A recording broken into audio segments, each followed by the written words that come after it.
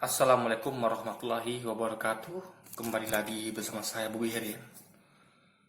Kali ini sore ini guys, saya mau bahas sesuatu yang sangat membuat saya gelisah gitu kan.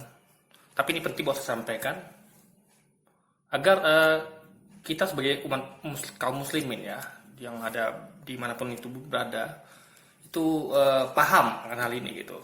Jadi Anda harus berpikiran luas dan jauh memandang gitu kan, ke segala sudut sisi gitu, jangan hanya melihat apa yang di depan mata gitu. Sebagai seorang kaum muslimin, ya, orang yang percaya gitu kan, ya, akan kemahakuasaan Tuhannya yaitu Allah SWT ya, itu harus melihat dari sudut pandang yang akan saya sampaikan di video ini. Jadi ini kita sekarang bahas tentang Habibana Muhammad Rizik Syihab ya. Daulahnya Rasul ya kan, keturunan cucu kandung keturunan Nabi Muhammad SAW gitu. Nah, kita tahu beliau ini mengalami penzaliman ya. Jadi semenjak beliau menggalang aksi 212 gitu kan, keras kritik pemerintah ya, hingga sekarang itu beliau menjadi target gitu. Banyak kasus-kasus yang diada-adakan, yang bahkan tidak terbukti dari SP3 gitu kan, dan hal-hal remeh pun hal yang seharusnya masuk ranah perdata dijadikan pidana gitu kan. Bagi tahu kalau kayak contoh melanggar prokes misalnya kan, itu presiden pun melanggar gitu, dia mengadakan kerumunan gitu kan, tapi tidak diproses. Dan juga banyak yang lain kayak artis dan segala macamnya, yang lain juga banyak gitu yang melanggar ya kan. Bahkan di tempat saya aja itu banyak orang menyelenggarakan acara ya kan, ngumpulkan orang, itu gak ada masalah guys gitu kan. Bahkan ketika saya dapatkan ada foto-foto video yang beredar ketika ada orang-orang yang tidak divaksin itu tidak jaga jarak guys gitu. Bahkan nggak semuanya pakai masker gitu kan, padahal mereka ada orang tua lagi malah. Jadi intinya adalah ini suatu hal yang tidak bisa dipidanakan seharusnya gitu. Jadi harus jadi ini seharusnya itu ranahnya perdata gitu guys. Jadi apapun itu ya, beda dengan kriminal gitu. Jadi coba anda bayangkan ya,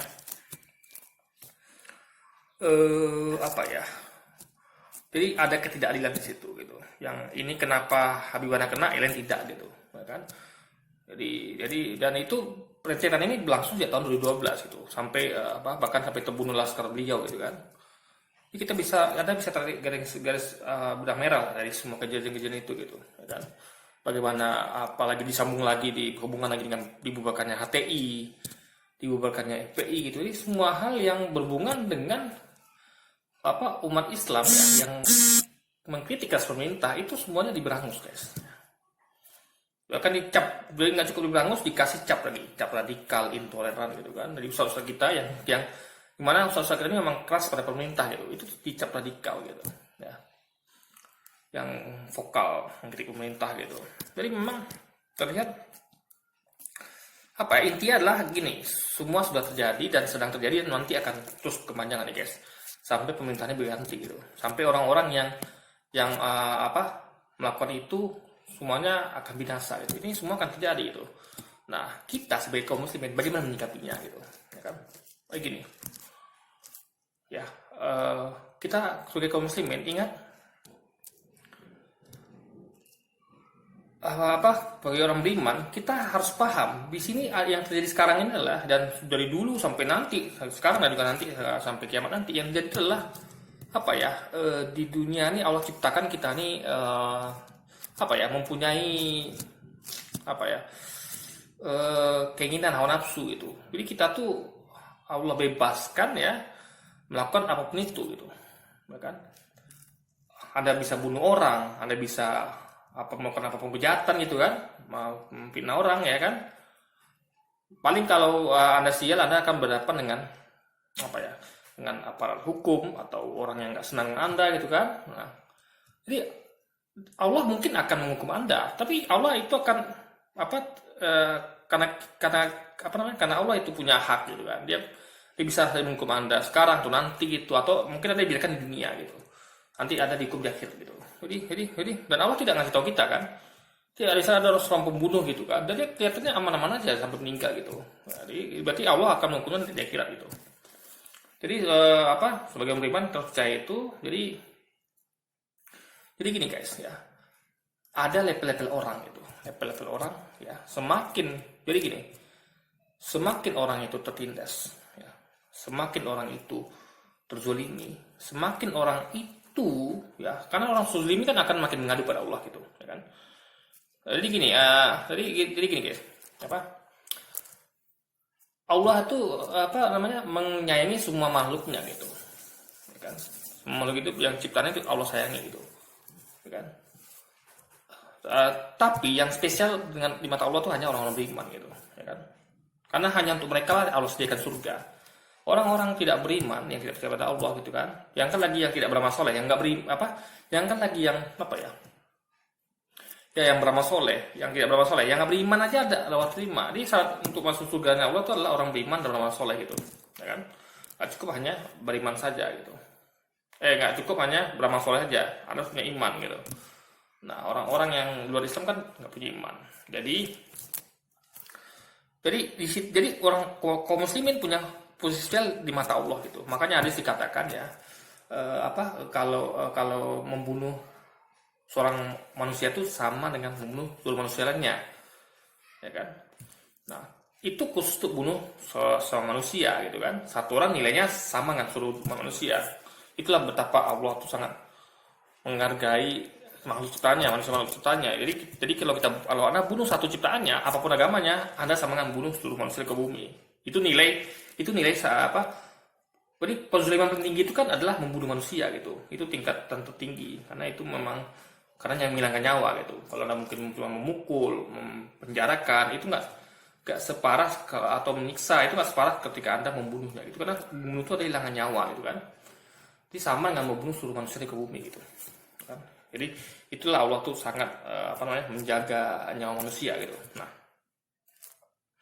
itu baru orang manusia, belum yang beriman, yang Allah kasih surga nantinya. Nah, terhadap orang beriman, Allah itu bagi Allah itu ya lebih mudah bagi Allah itu melihat hancurnya langit dan bumi daripada tertumpahnya darah seorang muslim.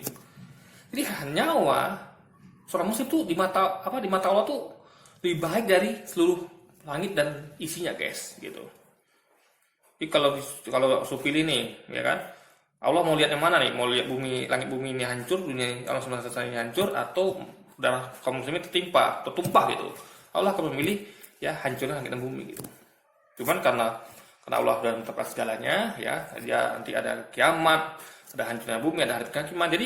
Jadi itu sudah pada jalur koridor. Tapi Allah akan simpan itu semua ya. Semua yang udah Allah tetapkan itu akan diganjar nanti di akhirat. Itu akan diazab di neraka jahanam Allah SWT guys. Jadi di sini jangan main-main gitu. Jadi level kaum muslimin itu ya jauh lebih tinggi dibandingkan manusia biasa gitu. Manusia yang bukan muslim gitu kan. Jadi manusia bukan muslim aja udah tinggi kan nilainya di mata Allah, apalagi manusia kaum orang-orang beriman itu lebih tinggi lagi gitu. Nah, apalagi orang-orang yang gak cuma beriman tapi juga bertakwa guys ya. Orang-orang bertakwa itulah orang-orang yang total memegang syariat Allah gitu. Karena takwa itu adalah menjalankan segala perintahnya dan menjauhi segala larangannya. Jadi semua perintah Allah itu yang mau sholat, zakat, puasa, sedekah, melawan kemungkaran ya kan, menghindari maksiat gitu kan. Itu semuanya adalah syariat Allah yang mana itu masuk dalam kategori takwa gitu. Jadi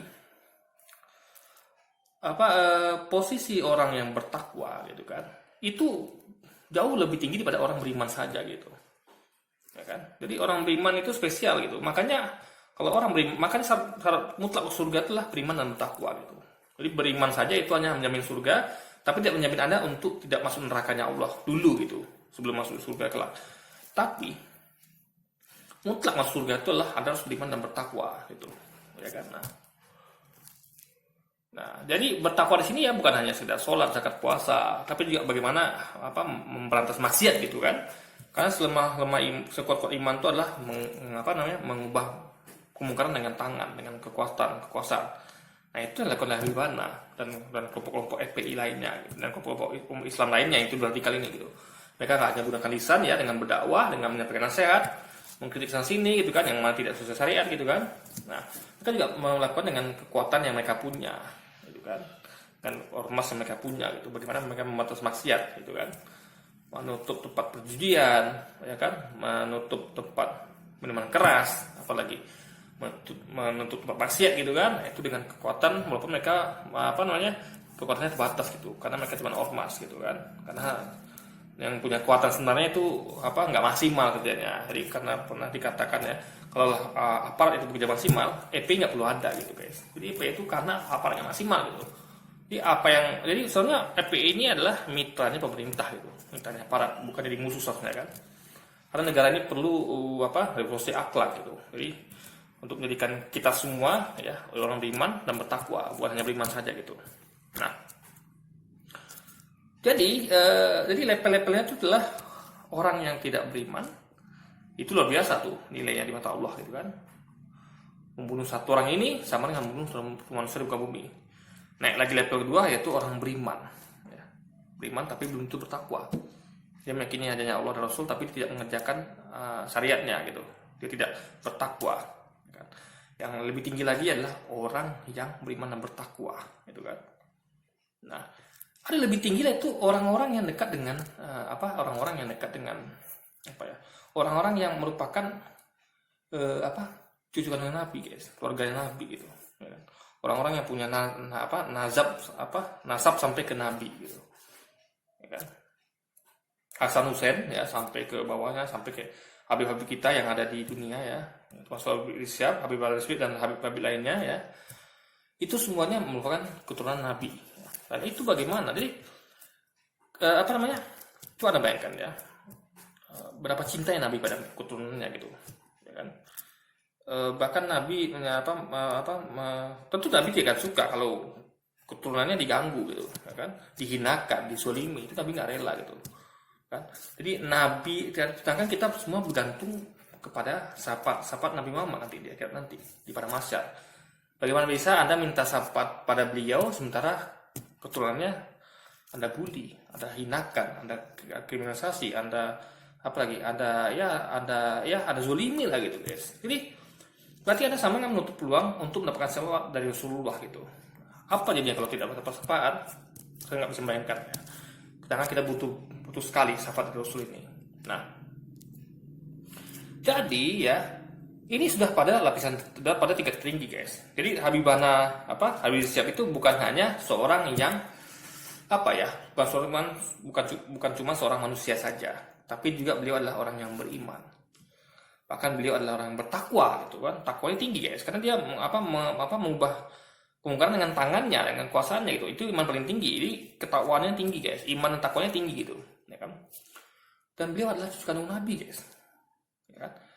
Dan lebih lagi beliau masa dihinakan kan. Beliau mengatakan saya dihinakan gitu kan. Makanya dia marah. Jadi ekspresi beliau itu menunjukkan apa isi hati beliau gitu. Ini luar biasa. Ini tingkatan yang paling tinggi guys gitu. Kejahatan terbesar masa tuh kita bukan tengok di mata manusia ya, tapi di mata Allah guys. Penzoliman kepada orang manusia, apalagi dia beriman ya. Naik lagi tingkatan dia bertakwa dan dia juga kandung Nabi guys. Luar biasa ya. Ini sama kayak Anda mengganggu Anda mengganggu anaknya, anggaplah yang paling berkuasa di dunia ini presiden, anggaplah Donald Trump ya. Anggap kita ngomong ya, presiden atau siapa lah, Kim Jong Un lah, atau siapa lah itu. Anggaplah yang Anda mau bisa anggap Donald Trump atau Kim Jong Un gitu kan, atau Putin. Nah, Anda bayangkan ya, cucu kandung kesayangan mereka ya kan, itu Anda ganggu gitu ya, itu baru cucu loh, belum mereka ini masuk kategori tadi ya, beriman ya kan, bertakwa gitu kan. Bagaimana marah mereka coba ya kan. Karena Allah katakan dia lebih milih hancur langit dan bumi daripada perempuan adalah seorang muslim gitu. Itu nilai seorang muslim itu luar biasa di mata Allah, guys. Jadi Anda semakin jadi Anda kalau mau nyerang orang, mau menzalimi orang itu nengok-nengok levelnya gitu, kan? Jadi kalau saya nggak milih nyerang siapapun gitu kan. Karena jangan lagi orang beriman. Orang nggak beriman aja itu berat, guys. Ya. Mengganggu orang nggak beriman itu berat gitu. Ya. Karena kalau membunuh satu orang nggak beriman, manusia ya, apapun agamanya, itu sama dengan bunuh manusia lainnya. Itu sama dengan sebenarnya logikanya bisa dipakai kalau kita memukul dia, itu sama dengan memukul manusia seluruh muka bumi gitu. Jadi memang nggak boleh, guys, nyakiti orang itu nggak boleh. Jangan lagi cucu kandung Nabi, orang bertakwa, orang beriman, orang nggak beriman aja nggak boleh diganggu gitu, guys. Bayangkan itu, nggak boleh zalimi. Jangan lagi orang nggak beriman. Ya. Tumbuh-tumbuhan, hewan, apapun ciptaan Allah itu nggak boleh kita rusak gitu. Kita zalimi nggak boleh gitu. Alamnya Allah suruh jaga gitu kan, nggak boleh dibakar, rusak gitu kan, dan apa segala macamnya. Jadi hati-hati dengan konsekuensi yang Anda tanggung kelak gitu. Anda bermain di level lebih tinggi, yang paling tinggi, yaitu cucu kandungan Nabi gitu. Sedangkan mengganggu orang yang muslim saja ya. Saya katakan ini karena jaksa penuntut umum itu kan wanita muslimah pakai hijab gitu kan, tapi dia berlaku kurang ajar gitu pada cucu kandung Nabi gitu. Ini luar biasa besok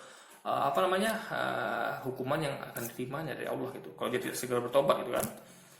Dan juga itu banyak tentu yang lain itu di kejaksaan atau di polisian dan pemerintah itu banyak yang muslim juga gitu. Jadi berbahaya, guys ya. Anda akan merasakan nanti akibat nanti ya. Allah itu tidak tidur, guys. Dia akan balas semuanya gitu. Ya kan? Nah, jadi kalau saya melihat ini kaum muslimin tidak akan menarugi.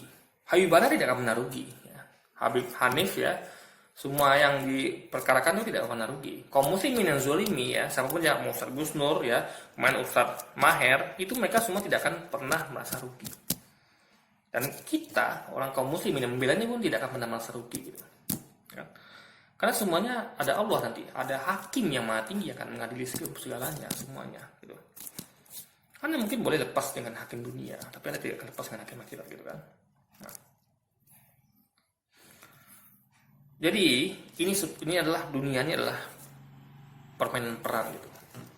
Ketika ada suatu kejadian, ya kan, ada orang jahat atau orang zalim menzalimi orang baik, ya, orang yang alim, cucu kandung Nabi, atau ulama, atau orang beriman, atau bahkan pun sekalipun orang nggak beriman, ya kan, tapi dia makhluknya Allah juga, mau itu hewan, tumbuhan, ya kan, atau manusia, ya kan.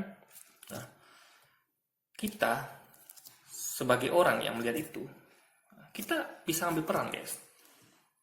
Jadi kita nih bermain peran dunia ini. Anda mau peran yang mana gitu? Anda mau dapatkan reward apa gitu? Gitu kan? Sama kayak misalnya kayak ada kejadian misalnya. Ada orang yang Anda jalan di suatu jalan, tiba-tiba lihat ada kejadian. Misalnya Anda lihat ada orang dihajar gitu. Nah, Anda bisa pilih.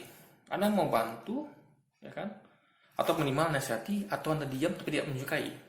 Atau Anda bisa pilih ikut bantu hajar gitu, guys. Nah, itu reward beda-beda gitu. Ada reward, ada punishment.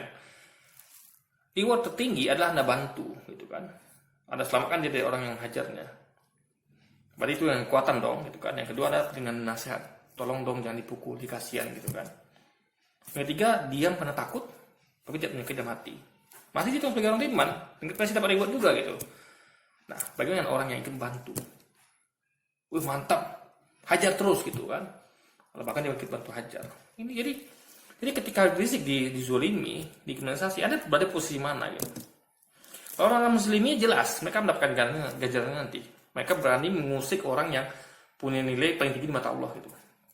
Masuk tingkatan tertinggi, yaitu juga dengan Nabi dan yang segala parameter yang atribut yang saya sebutkan tadi gitu, yaitu orang beriman, bertakwa, juga Nabi dan seorang manusia, guys.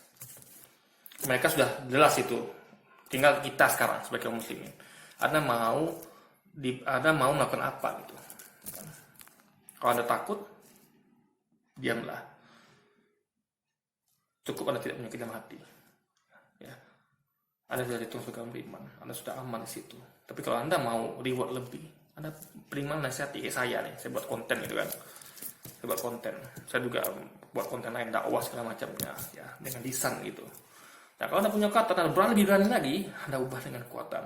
Anda jadi leadernya beliau, Anda melakukan apa yang Anda bisa untuk membela beliau gitu dengan kekuatan gitu. Tentu di sini kekuatannya bukan memukul atau melakukan apapun yang merusak gitu ya kan. Tapi kekuatan yang maksudnya lah sebagai pengacara mungkin gitu kan. Atau Anda kalau bisa bersilaturahmi ke beliau itu, Anda mungkin datang ke rutan bawakan makan atau segala macam. Jadi ibaratnya adalah dengan aksi itu guys ya. Mendoakan beliau juga gitu kan. Dan kekuatannya Anda bisa gitu kan. Dan melakukan banyak hal gitu. Nah, jadi sekarang tinggal Anda berada di posisi mana gitu. Ini kesempatan kita gitu. Ya, Allah pengen lihat. Ketika ada juga dengan Nabi dihinakan, dikriminalisasi, Anda mau dikasih apa sama Allah gitu. Ya kan? Anda mau dikasih reward sebagai apa? Ya kan? Anda ingat kisah burung pipit yang ketika Nabi Ibrahim hendak dibakar Namrud, ya kan? Dia kan disindir oleh cicak kalau nggak salah ya, dikatakannya, apa sih kamu burung pipit? Kamu bawa air gitu kan dari tempat yang dari situ di sumber air untuk kepada Ibrahim, sedangkan api yang begitu besar gitu, ya kan? Apinya jadi jangan lagi air gede pun ya susah memadamkan kayak saking besar apinya gitu kan. Nanti burung pipit hanya membawa setes yang ada di paruhnya saja, dia bolak-balik gitu. Itu logika kita tidak menerima, itu tidak akan padam api, jangan lagi padam. Berkurang aja apinya, kita tidak bakalan itu guys. Tapi burung pipit ya, dia dengan kuatnya itu guys, ya jadi burung pipit itu nggak cuma nonton dia. Aduh, ya Allah, saya nggak suka nih lihat nabimu Ibrahim dibakar sama Namrud. Dia capek pada level tertinggi, yaitu ya dengan ketakwaannya ya kepada Allah ya. Dia menggunakan kekuatannya mengambil air bolak-balik untuk bersama dengan api ya. Dia tahu api itu akan padam, tapi dia pengen dicatat mendapatkan reward tertinggi ya, membela nabinya Allah gitu. Nabi disikat dan setia nabi. Apa yang bisa lakukan untuk Habibana gitu kan? Apa yang bisa lakukan? Kekuatan apa yang bisa lakukan gitu? Kalau Anda bingung nggak bisa melakukan apa-apa ya kita tahu lah, kita cuma rakyat biasa gitu kan, yang berkuasa mereka gitu ya, kita cukup mendoakan beliau gitu sambil edukasi. Jadi gini guys, jadikan itu sebagai semangat. Jadi gini, jangan sampai nih jadi lagi ke depannya gitu ya kan? Jadi gini, anggaplah generasi kita sudah rusak gitu ya kan? Yang di pemerintahan itu semua udah rusak, banyak, bukan semuanya, udah lumayan banyak yang moralnya akhlaknya udah rusak, rasanya tuh jaksa penuntut umum itu kan, dan juga orang-orang yang berani menzolimi Habibana gitu. Nah, kita selamatkan generasi berikutnya guys ya. Jadi kan kita berjuang bukan hanya untuk sekarang, tapi juga sampai nanti kiamat gitu. Selama kita masih dikasih Allah napas nikmat, kita terus berjuang gitu ya. Kita dakwahi, kita nasihati gitu kan, kita lakukan apa kita bisa gitu. Anda bikin tulisan, ada kayak saya main game itu kalau saya menemukan yang menurut saya itu salah, saya akan nasihatin guys gitu kan, walaupun cuma lewat game itu, lewat hal kecil gitu kan. Meskipun kita dibeli silakan gitu, yang penting saya sudah sampaikan kebenaran gitu. Anda yang tidak terima silakan, Anda akan rugi sendiri gitu. Itu tujuan kita jangka panjang gitu. Jangan sampai integrasi berikutnya itu akan jadi hal sendiri lagi, akan menghinakan cucu kandung Rasulullah yang lainnya gitu. Cukuplah generasi ini saja gitu. Jadi kita jangan lupa, kita masih dikasih Allah nafas, dan perjuangan kita bukan untuk hari ini saja. Kita punya perjuangan jangka panjang guys. Jadi tetap semangat gitu kan. Kejar reward yang tinggi gitu kan. Apa bisa lakukanlah gitu. Enggak meskipun langsung itu Habib basicnya, minimal kita mencegah Habib berikutnya akan dilakukan seperti ini. Makanya dalam mitra politik itu mainkan politiknya ya. Anda berusaha bagaimana Anda bisa menggenggam kekuasaan, sehingga kekuasaan itu akan bisa digunakan untuk kebaikan gitu. Untuk apa? Anda akan buat kebijakan-kebijakan yang itu melindungi para ulama. Melindungi bukan cuma para ulama, tapi juga rakyat gitu. Kan? Melindungi orang-orang yang tidak bersalah, melindungi orang-orang yang kelaparan, melindungi orang-orang yang fakir miskin gitu. Orang-orang jompo, dan itu semua ada di undang-undang kita, dan sampai detik ini tidak dilaksanakan. Fakir miskin, orang lantar ya, anak yatim, pilar negara itu belum kejadian sekarang. Sampai detik ini gitu. Kalau yang komentar dulu kita masih malu karena baru merintis. Ini sudah hari tahun 2021, tapi yang undang-undang itu belum juga terlaksana. Itu tugas kita gitu guys. Jadi banyak perjuangan ya, jadi kita jangan pernah lelah, jangan pernah putus asa, terus berjuang gitu. Baik jangka pendek maupun jangka panjang gitu. Jadi nggak ada namanya percuma, nggak ada hasilnya. Kita hasil guys, sekali lagi kita mencari hasil ya. Yang kita perjuangkan dia, kita berjuang itu, kita nggak nengok hasil, ya. Yang kita tahu adalah ketika kita berbuat, Allah akan kasih ganjarannya gitu. Perkara Anda berhasil tidak berhasil itu nggak masalah gitu, ya kan? Selama Anda berusaha, Allah akan, jadi Allah itu pengen lihat usaha kita, kayak burung pipit itu, ya kan? Hasilnya apa? Nggak ada hasil. Berusaha memakan api yang memakan lain, nggak ada hasilnya guys. Apakah burung pipit tidak mendapatkan reward? Dia dapat reward gitu, karena dia berusaha gitu. Makanya kita jadi Habib Rizik itu akan mendapatkan keuntungannya kan, dan para penzoliminya akan mendapatkan kerugiannya gitu. Jadi Allah sudah tetapkan kadar semua gitu, tinggal kita mau berbuat apa gitu, ya kan. Kalau beliau jelas beliau sudah mendapatkan ganjarannya gitu kan, karena beliau lah yang dizolimi dan beliau juga Nabi gitu. Baik kalau beliau sabar gitu kan. Jadi sekali lagi guys ya, itu sudut pandangan luas gitu sebagai orang beriman gitu kan. Jadi jangan pernah putus asa. Oh, apa yang dilakukan ini nggak ada hasil, nggak ada gunanya, nggak ada hasilnya. It's okay, no problem. Lakukan terus, walaupun tidak ada hasilnya, ya kan. Yang kita cari adalah ridhonya Allah gitu. Allah tentukan hasil. Kita manusia hanya berusaha gitu, ya kan. Jadi kayak misalnya ada seorang ibu atau ayah didik anaknya, dia nggak pernah, atau suami didik istrinya, dia nggak pernah lelah mengatakan sholatlah kalian, ya kan, buat baiklah, jangan melakukan kemaksiat. Selalu dia nggak lelah menyampaikan itu. Itu sudah dinilai Allah, itu dikasih Allah ganjaran. Perkara kalau misal istrinya atau anaknya tidak mengikuti dia, sementara dia sudah berbuat, itu perkara lain. Tidak ada sangkut-pautnya dengan usaha dia. Dia sudah mendapatkan ganjarannya, rewardnya, dan yang melakukan itu, yang nasihatnya itu, dia akan mendapatkan lagi apa yang ganjaran yang atas apa yang diperbuatnya. Jadi nggak ada ruginya bagi kaum muslimin guys. Mau dia dizolimi, jadi kaum muslimin itu enak ya. Mau dia posisi dizolimi, mau dia posisinya berbuat ada hasil, ya kan, berjuang tanpa hasil, dia tetap posisinya, dia akan tetap dapat ganjarannya. Kalau dizolimi dia sabar gitu kan. Ketika dia melihat orang zolimi, dia bantu, dia dapat minimal didoakannya gitu kan. Itu sudah mendapatkan manfaat dari Allah gitu. Jadi nggak ada ruginya bagi kaum muslimin. Kecuali Anda cuman diam nonton, bukan cuma diam nonton, tapi tidak menyukai dalam hati, tapi Anda lebih parahnya Anda mendukung itu. Anda ikut membuli, di situ Anda akan masuk golongan mereka gitu. Ini sangat kayak juga akan rugi gitu. Itu kan Anda, jadi ini kesempatan ini sebenarnya ini guys, semua ini sebenarnya kesempatan loh. Ketika Habib mana itu dihinakan ini, itu kesempatan Anda Allah kasih ada kesempatan lihat itu makhlukku yang mulia, yang beliau adalah cucu kandungnya Nabi, ya kan. Nabi adalah utusanku yang mulia gitu kan. Dia juga orang beriman, bertakwa, gitu kan. Nah, Allah kasih ada kesempatan, ya kan.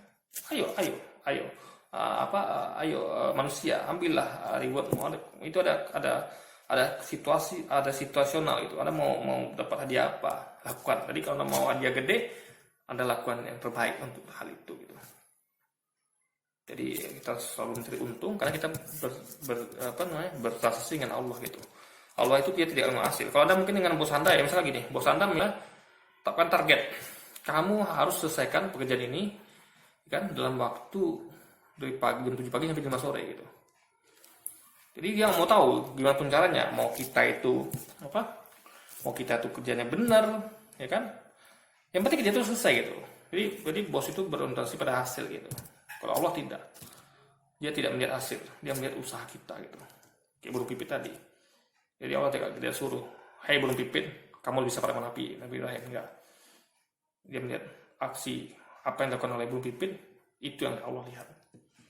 Itulah enaknya bersaksi dengan Allah. Kalau Allah jadi bos kita tinggal berusaha saja gitu. Gak usah pikir hasilnya deh. Mau hasilnya Habibana itu nanti tidak di penjara, mau Habibana itu dia semua sudah dapatkan ganjarannya gitu. Yang baik akan mendapatkan hadiah, yang jahat akan mendapatkan keburukan gitu. Akan mendapatkan siksa baik di dunia maupun di akhirat. Kita tinggal memilih kita ada di barisan mana dan kita melakukan apa guys ya. Jangan berfokus pada hasil, tapi apa yang kita lakukan dengan maksimal. Minimal sebagai kaum muslimin ya, rakyat biasa ya, umat, kita doakan beliau ya dalam setiap sholat kita ya kan. Jadi minta pada Allah ya, dengan cucuran air mata gitu ya, karena kita sayang beliau adalah cucu kandung Nabi gitu kan. Intinya kita berbuat yang terbaik guys, dan kita dan itu semua demi mengapa ridho Allah dan menunggu hadiah yang akan diberikannya kelak ya kan? Karena ini kesempatan kita ketika Habibana dizolimi, ini kesempatan kita ya kan? Yang bisa dilakukan apa? Doa ya, berdoa ya, sampai seletih mungkin, semaksimal mungkin gitu, tambah dengan sedekah sehingga doa Anda akan lebih didengar gitu guys ya kan. Bisa jadi nikmat doa Anda yang didengarkan sehingga Allah akan mengabulkannya dan Allah akan ubah semuanya gitu ya. Jadi kebaikan bagi kita semua gitu. Oke. Jadi guys, mungkin sekian dulu video saya kali ini ya, untuk menyikapi penmusliman bukan hanya kepada Rizik Syihab tapi pada ulama-ulama kita ya, dan orang beriman lainnya, dan juga bukan cuma orang beriman dan bertakwa saja guys, orang-orang manusia lainnya juga. Oke, saudara-saudara kita yang non muslim ya di Myanmar, yang dibantai oleh rezim Myanmar, apalagi orang-orang Asia yang di Amerika yang dibenci guys ya, ada beritanya itu kan. Siapapun itu, makhluk Allah mana saja, mau hewan, tumbuhan yang dizulimi, kita doakan untuk mereka semua ya, dan kita berjuang supaya mereka semua selamat sehingga kita akan dapat ridho dari Allah gitu. Nggak usah pikirin hasil ya, biar Allah bukan hasilnya, kita hanya bisa berusaha gitu. Kalau bisa dengan kuatan, bukan dengan lisan, minimal tidak menyakitkan hati, dan berdoa untuk mereka semua. Oke guys, ini mungkin sekian dulu video kita kali ini. Sampai jumpa lagi di video-video selanjutnya. Wassalamualaikum warahmatullahi wabarakatuh.